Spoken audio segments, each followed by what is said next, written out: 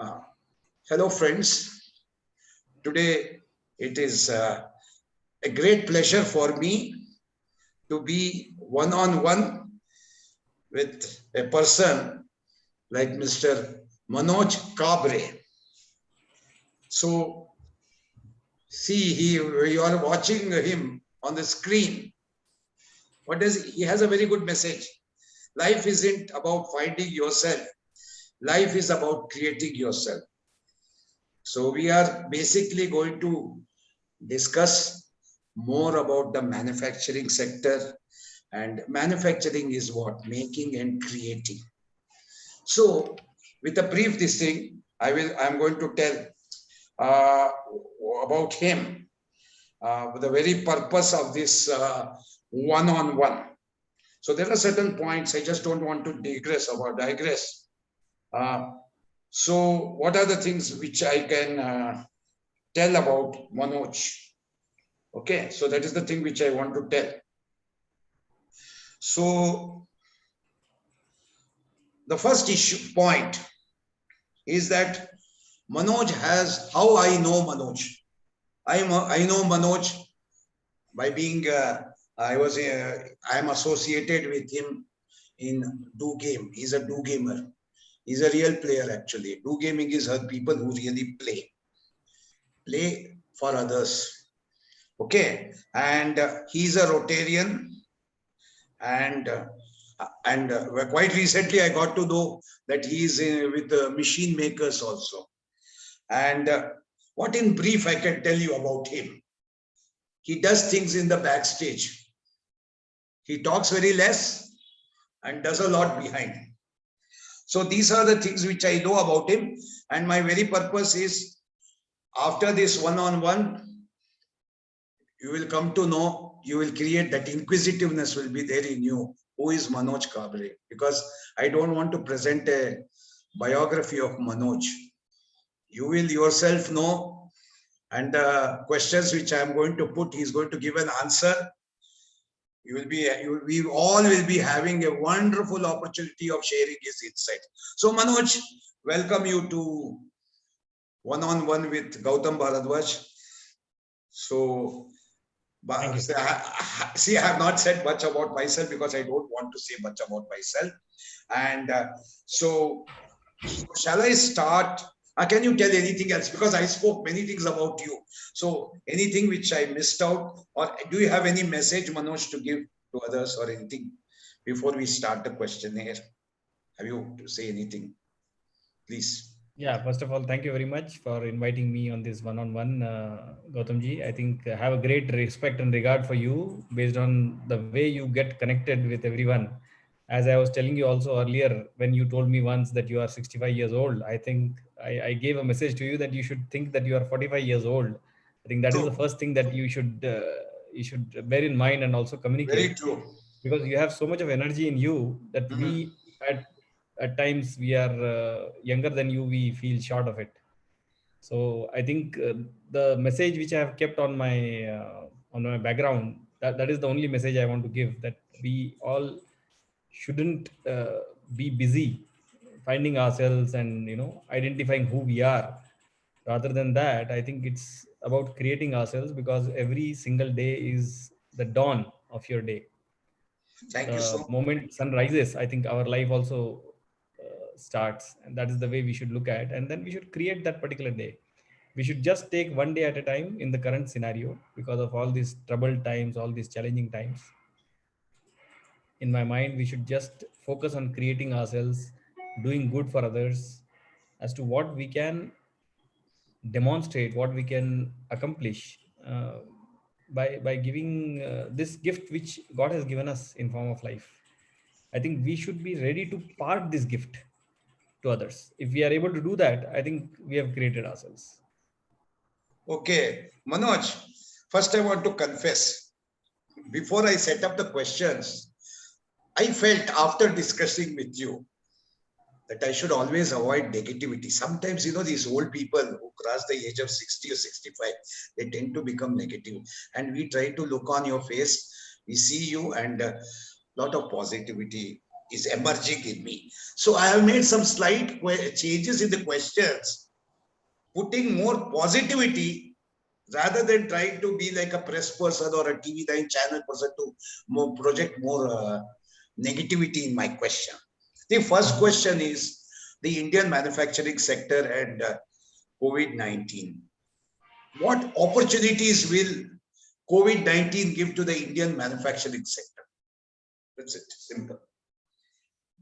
I think the best example I have is of Mahindra, who started way back in April 2020 with changing over their entire plant in Bangalore to manufacture ventilators. And I was also part of getting connected to some of their team members who were wanting to know more as to how they could do that ventilator and how they could transform their manufacturing facility, which is meant for making automobiles, into the one for making ventilators. So that's the beauty, you know. That's the beauty of the Indianness in all of us, that we are able to adapt to the requirements of the market very well. And Mahindra as a company demonstrated, and so did many other companies. They changed over, they started working on supporting various requirements in the market with respect to COVID, without even asking for the lead time that they are normally required to have. So they really bounced back and they looked at what way they could help. Today, when you need oxygen cylinders, you can see most of the steel manufacturing companies, they have come forward and they have started delivering oxygen for medical requirements. So there are multiple such examples that you can see, specifically in the manufacturing sector, which is responsible for making, how they have been able to respond to the requirements of COVID and are able to really support the masses. That's it. A very good answer, Manoj. The second question is, you know, the Indian engineers, they are very brilliant. We have so many IITs around our country and we have a very good power. So most of the engineers are working abroad. Now, how do you think these young engineers who are coming out from colleges every year, and do you think they are going to make a big difference in the manufacturing setup when it comes to manufacturing sector, when it comes to startups? How do you think it will make a difference? There is not, because Narendra Modi has given you a few years back, we have heard a lot about startups. So do you think our engineers are fully geared to go for setting up startups? What do you feel about it? Certainly. I think India, the way it is emerging as one of the largest startup nations, only second after probably Israel and USA.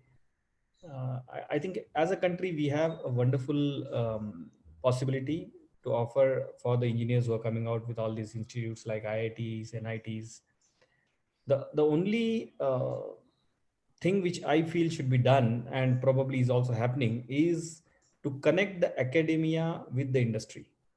I think there is a little need of drawing a bridge or constructing a bridge between the academia and the industry, to which myself have been taking interest, and a lot of other people known to me, they have started taking interest of connecting academia to the industry, such that the students who are coming out of these institutes are industry ready, right?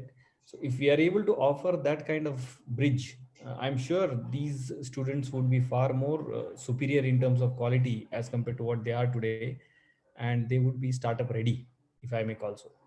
But certainly the students who are coming up nowadays are far smarter than the yesteryear's students, and they are far more future ready. They are smart, not only smarter, they are more conducive to the startup atmosphere, and this will enable to create more employers in India rather than employees. This is something which I feel. Manoj, I have a slide, because don't say that I'm becoming very old. One thing regarding the younger generation, I would say that they want, jump. They go for a very big target. They want to jump, especially in terms of salaries and all. So the sacrifice level, like how much they can give to the industry or anything, is quite less. They are looking for their personal goals. And regarding to startups, I would say lot of sacrifice is required. They compare to JN Tata. Have you heard of the Tatas, how they set up and all? What was the mind frame of JN Tata, the person who started Tata? And you can even take example of the Reliance Group, Dhirubhai Ambani. That was also at that time, it was just a startup. Now it has gone to a big conglomerate. So what do you feel about the younger generation? When you feel my observations are correct? What do you feel about it? Bit impatient, Yeah, I think, want to earn money more? yeah, I think your observations are pretty correct. I do not deny them. These are realities, and I'm sure when you are making these as a statement, you have seen them yourself. The context is different. What I feel is the kind of atmosphere which was available during JN Tata's time or during Dhirubhai Ambani's time was far different than what kind of atmosphere, what kind of environment is available today. Things are probably available far more easily nowadays. The reason for the youngsters to sacrifice is not so evident these days, which was the norm of life those days, right? So that is the main difference. And hence, the very reason of sacrifice doesn't come in, right? Without sacrifice, if things are falling into your plate, then I think there is no need for you to sacrifice, right? So it's also something to do with the atmosphere, with the environment which is around, because it is the environment which creates that kind of I usually call this fire in the belly, right? So that fire in the belly, for it to come, I think what is more important is the environment. Only when then there's an environment, there is aspiration, there is ambition around, I think only then the need for sacrifice comes in. So I Very would good. not really blame the startup entrepreneurs, or as I call them, vanapreneurs, who want to be entrepreneurs, right? They are called vanapreneurs. So I would not really blame them. It's all a question of the atmosphere which is getting created. So as we go along, I'm sure things will fall in place. Just imagine the same COVID, had it come those days during Dhirubhai Ambani or JN Tata, do you think these kind of things would have happened, whatever you see today? I don't think so. The speed at which the atmosphere, the speed at which the people, the speed at which the younger generations have responded to this COVID is really applaudable, amazing. You look at the kind of service which is being offered today around the country. I don't think this would have been possible those days, because there was no speed available those days, right? There was no digital infrastructure available those days. Correct. Today, you see the digital infrastructure is being exploited, if I may say. It is being leveraged to offer service. And that's the beauty of this digital age, which I like. And I would like to really repeat this, that digital age is offering something at speed to us. We should really leverage on that.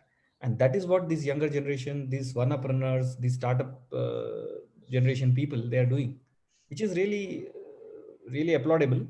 Additionally, as you rightly said, that element of sacrifice has to come in. They have to really start realizing that yes, there is a little bit additional work required to be done, so as to sacrifice some of the things. Everything may not be available to them the same way as they are having today in the years to come. So they may have to be ready for doing the sacrifice. Yes, I agree. Well said. You have well articulated it. And I would love a scenario where youngsters like you can change us. So that's a very good thing. So I always believe, Manoj, it's not one way around. It is both two ways. I have always believed when I associate myself with youngsters, uh, I really respect them. And another one good thing I will tell you, that the level of honesty and sacrifice, we may say from one side. In another way, sharing is more among the younger generation. Okay, coming to the next one. I don't know whether you have made any research regarding the engineering colleges and the number of those who pass from colleges, they get employment. Because I have come across, Manoj, many engineers have entered the field of teaching. Many engineers have entered the field of catering. What they are doing, they are not doing that. So the question here is, how do you think, do you have any suggestions for engineering colleges to incubate entrepreneurs who can successfully run startups and all? Do you have any suggestions, Manoj, regarding that? Yes, I think there are some engineering colleges, if I remember right, RV Engineering College in Bangalore and a couple of engineering colleges I know in Chennai. Yeah. who have already started incubation center very similar to IIT Madras, IIT Bombay. Yeah. IITs have set a wonderful example of setting up these incubation centers, and I have come across many startup founders Yeah. who have got incubated at these IIT incubation centers, right? So, in a similar way, I have also seen some engineering colleges start these kind of incubation centers, and I think we should encourage, as professionals, we should encourage such engineering colleges to set up incubation centers, and that's the need of the hour, because that is the best way to allow the startups to start from the home ground, as we can call it. So they will start incubating at the home ground, that is in their own institute, and then gradually they will prosper. Okay. Good. And another question is, which you have been already doing. You have been running behind oxygen for many people. And it's a very sad state. We read that there's a scarcity of oxygen. And do you have any suggestions, Manoj, that can we, the startups, will they be very successful in setting up oxygen units? And have you heard? Because the thing is, I'm hearing a lot of getting surrounded with negativity, Manoj. I'm very sorry to say, we are not getting the correct picture. What has been the response? Do have startups come? Have they started manufacturing oxygen? Is it being made available? The logistics are there. What is your ground zero experience, Manoj, about it? What do you have to say? I have heard that government of Karnataka, under guidance from some of the professional bodies, have already started giving guidance of how to set up a unit. Yeah. Right, whether it's related to oxygen manufacturing or distribution or logistics. So there is a lot of guidance being given, and there are a lot of startups also which are coming forward to do this. And believe me, this entire scenario is going to be very, very temporary. Another 4 to 6 weeks, I think this will be a thing of past, according to me. Very good. Most of very these, encouraging. most of these needs would have been met by then. Already, what I am reading in the newspapers is the supply of oxygen is already available in plenty now, to the extent of whatever is required. The only difficulty is logistics. So I think currently the country is struggling through the problem of logistics, which I'm sure over a period of next 4 to 6 weeks also would be solved. But yes, there are a lot of startups who are being given these particular inputs with respect to how they could do the manufacturing and how they could do the distribution and logistics. And there is good participation in that also, which I'm saying. Very good to hear such things. And then another thing is, Manoj, I have a very two questions are there. You'll enjoy this question. One day you are going to become, suppose you become the finance minister of our country. Now, Manoj is just imagine, by stroke of luck, you are the finance minister of our country, and you are going to handle policy matters. And what package would you like to offer to the small scale and medium scale industry? Very briefly, as a finance minister, what package you would like to offer? I think since you have talked about finance, the first package that I would like to offer would be related to finance. Because today, the main area where the SME or MSME sector is struggling is the cash or the capital, right? They don't have enough capital available for them, or liquidity available for them, whether it is in the form of working capital or something. So I would like to offer a package whereby the finance is made available for them at far more easier terms, at far more easier way. I mean, I got to know recently about an industrialist who has started offering interest-free loans, for instance, right, to SMEs. Okay. I mean, what a brilliant idea. Just imagine you have some available reserve and you are able to offer that on interest-free to SME. Okay.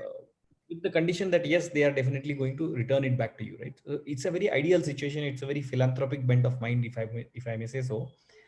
But to answer your question, I would certainly focus on ensuring that the role of finance is continuous.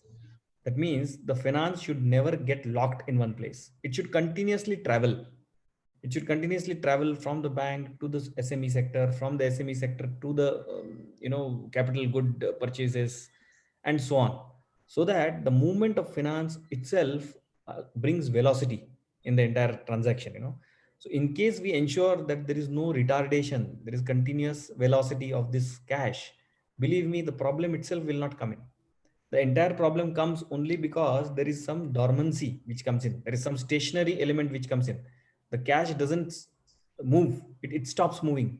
And that's where the entire bottleneck develops or evolves. Correct, correct. You're right. Because what really happens, I will tell you in business. See, I have been associated with schools. Maybe when the fees doesn't come from the parents, they have to go run behind banks and all. So the realization, that is a very simple thing. As a school teacher, I will say we depend on fees. And when the fees comes, we pay the salary. See, the working capital is very crucial. The working capital and the seed money. So the seed money can be on a long-term basis. They can influence. So the proper education is also needed. As I said, just give money. And you remember your own thing. I want to tell others here. I always loved that thing. Teach a guy how to fish. Don't give him fish. Teach him fishing, you said. So this is the thing which we have to do. So dependency on banks for a long-term basis is not good. Short-term, it is good. We should create our own liquidity rather than depending on the liquidity of others. So that is true. Then finally, you agree, Manoj, what I'm saying? But because it's your own this thing, you have really inspired me. Because whenever I think about you, you just keep telling me, do fishing, don't ask for fish. So that has really entered my mind. And final question. The final question is, I don't know, there's one lady, I don't remember her, Manoj. She wrote a book called Small is Beautiful. Do you know who is she? Small is Beautiful. She is a very good writer. And she got the Pulitzer Award for her story, The Small is Beautiful. She wrote a novel. Now here, we are having so many big hospitals here, big facilities here. People running around for hospitals. No beds are there. Now, say, for example, now you are staying in Whitefield. There's a very big facility in Whitefield. When people coming from my area rushing towards your area for beds are not available. So would it the scenario be better if we had small nursing homes to cater so that it would be better? Do you feel the big hospitals have failed? What do you feel about it? Big hospitals. I'll give you an analogy, and I think you can answer this question yourself. Yeah, Just please ask. imagine, we did not have any Tatas, we did not have any Ambanis, we did not have any L&Ts and Mahindras, and we only had small scale industries. Do you think the Indian industry would have flourished? The Indian manufacturing industry would have flourished? I don't think so, right? So that is the situation. You need both. You need scale as well as you need that. You normally say God lies in the eyes of detail, right? So we need small scale also. We need small setups also. We need large scale also. A calamity like this, which has never happened in the last 100 years, is certainly something difficult to handle. So inertia is different when it is compared between small and large scale, right? So definitely a large hospital would take time to perform. It would take time to come out of the phase that it was in and to respond to this particular thing. Whereas a small scale or a small hospital or a clinic would certainly respond faster. Nevertheless, if you look at some of the work which Victoria Hospital, for instance, in Bangalore, that has been doing, some of the other large scale hospitals that have been doing, whether you talk about the Apollos, whether you talk about the teleradiologies or, Fortis and Manipal and everyone, I think what they have been doing also in their own field has been amazing. What we should really appreciate is that in the current scenario, each one of the people that have been responding, each one of the institutions that have been responding is amazing. And we really need to appreciate and compliment them. Only then I think better is yet to come kind of situation will happen. So, I mean, definitely you are right in saying that the large hospitals took longer time to respond. That is mainly because of their size. But still, what they are doing is something phenomenal. What small hospitals have been able to do is faster than them, yes. But I think in their own space, both kind of things have done wonderfully. And it is required. The ecosystem needs to have both kind of formats. Okay, Manoj, we have come to an almost end. And you know what are the topic which I was giving was I want to finally end it there only. You have to, there is a lot of humanism in mechanism. There is a lot of humanism in mechanism. So, do you agree that machines should serve humanity? You agree with it? Machines, should they serve humanity? What is your answer to this question. It's a wonderful paradigm. It's a wonderful thought that you have given, Gautamji. I think it's a $1 million question, if I may say, whether machines should serve humanity, or should they dance to our tunes the way we want, and should we be able to engineer the machines, if I may With say more so. humanism. Yes. That is possible. Manoj, I'll tell you, machines cannot function. They need a person who operates. So machine maker is there. The person who operates the machine is there. And the benefits we avail. So if I give you in charge of a very big machinery, you're a human being. So naturally, men behind the machines matter most. Because the person who invented the atom bomb, see, atom bomb was invented, caused large scale destruction, Nagasaki and Hiroshima. So, isn't it? And dynamite, you must have heard that Charles Nobel, there was a guy who invented it. And he was very much hurt, sir, last day, I'll tell you, that this dynamite can be used for blasting and destruction. That is why whatever money he got, he set up a fund, that is the Nobel Prize, to give prizes to people who have contributed in the field of science, technology, and all those things. So that is there. So that is my conclusion. If you have anything, we have to conclude. So it was really nice talking to you. And there are certain things I wish people come around and start knowing about you. The first thing which I got with my interaction, what is because a good interview is when the person who asks questions learns a lot. It's not the other way around. The person who is asking the question should learn, isn't it? It's not a question. Interviews are not meant to flat you. There are some people, especially these correspondents and all, they ask questions to show they are very smart, isn't it? So that is the thing. We don't want to prove ourselves to be very smart. We are very humble learners, Manoj. And really, whenever I look to you, when I talk to you, that humility comes into me, and I start saying that be more positive in life. Okay, Manoj, shall we end today's? Any other message you have to say? Anything B you have comes before, B comes before C, even in the alphabet. So we should be positive. And when we come to C, that is COVID, I think we need not be positive. So thank you so much, Manoj. I hope the recording will be going, and I hope I have tried my best to get out of Manoj. Thank you so much.